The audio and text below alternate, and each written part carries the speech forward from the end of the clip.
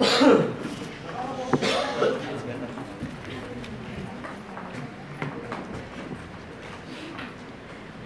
status quo, vicarious liability, which is when the subordinates can use this term to mitigate them from being punished or punished severely because they can pass it towards their superior, is being used as a mitigating factor, right? By the same people who operates those military action or attacks, such as chemical bombings, unlawful killings, and torture towards prisoners, for example. We think that this vicarious liability what prolongs the unthoughtful operation in military which has killed so many innocent lives, right?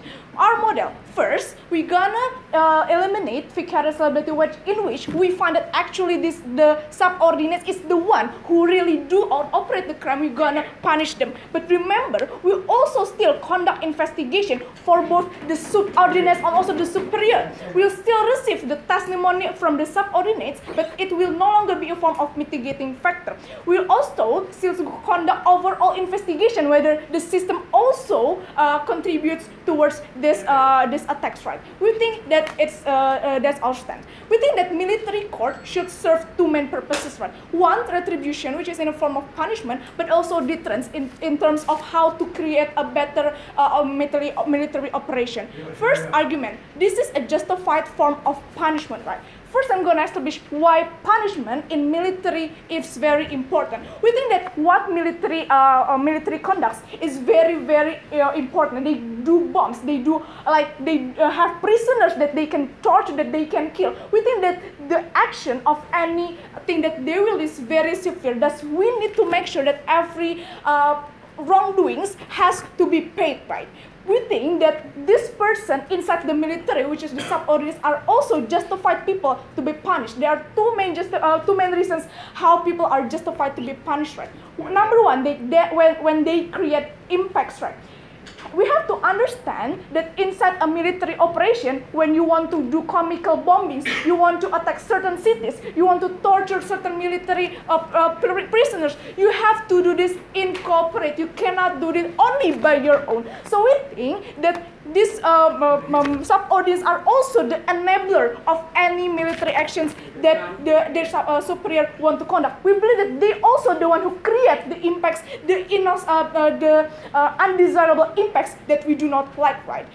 Second reason why people are justified to be punished, right? When they are consented to do it, ladies and gentlemen. So now this is the part when I'm gonna exploit the word of no longer, right? Back then, yes, people, for example, military have a very rigid chain of command and they're coerced to go into military, but because of there's so many dictation of political ideology. But it is a different case now. It is no longer relevant. We think that currently people already have the ability to pick and choose. There are so many criticism on political ideology, but moreover, we also have effective military court that the international community are very aware of. We think that when a person go into the military, they are already considered towards their role and possible jobs that they will do. We think that anything, there's any kind of jobs that they will do, even if it's given from their superior, they go. There is their consent to it. We believe that with this explanation, in conclusion,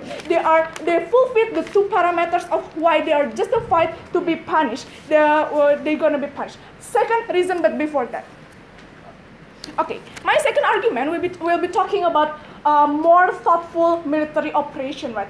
This is how I'm gonna exploit the idea of deterrence, because we cannot rely just on punishing people upon their act that which the harms is already happening, right? Because we cannot keep on seeing people being bombed, we cannot keep on people seeing being tortured, but we need also have a system to prevent these actions, right? Thus, we need the real awareness of people inside the military to say if there is anything that is actually very wrong and might harm their reputation as well. But the problem currently is that there are complacency in the military operation. Subordinates do not want to take any more, they do not want to criticize their superior because they think that this is just what I'm going to do. This is already my job. The reason is that they have no loss in doing any of their jobs. They think that they can always blame their superior. They have nothing at stake. before I the question that government needs to prove is it's not that this soldier wants to or not, it's that whether these soldiers are capable to criticize the superior. Okay, I'm gonna say what they are capable, right? We think that the idea, first, I'm gonna explain to you, right, how this gonna change this person's calculation, right? They're gonna understand that their life is at stake, right? They're gonna understand that, yes, for example, the worst case that they're gonna be, when they critics, is that they're gonna be fired. This is why I address these capability things, right? Yes, probably they are fired, but it is it is a very small harm comparable to what they can achieve later if they're being punished, ladies and gentlemen. This is how the ability for them to criticize is always there. But second reason, how this will change their calculation inside the military, right? There is an incentive as well from the leader not to keep on doing their stubborn strategy and somehow gonna hear also what their subordinates say, because they know that yes, they are smart, yes, they have power, but they cannot do anything if they do not have thousands of soldiers that execute their strategy. This is how they do not want to lose the big amount of people who gonna criticize them, right? And we should also understand, most likely this critics not coming from individuals and gonna say have to the superior. This comes in a communal critics from these military soldiers, ladies and gentlemen. Moreover, we think that there is more incentive to from the superior not to do any wrongdoings that is very harmful, because war is or military operation is time sensitive, right? They need the momentum to show people that they have certain power, they can do certain attacks. They cannot just lose so many kind of soldiers and get another in one day. We believe that this is what incentives the people to also do have a better military operation inside their inside the military.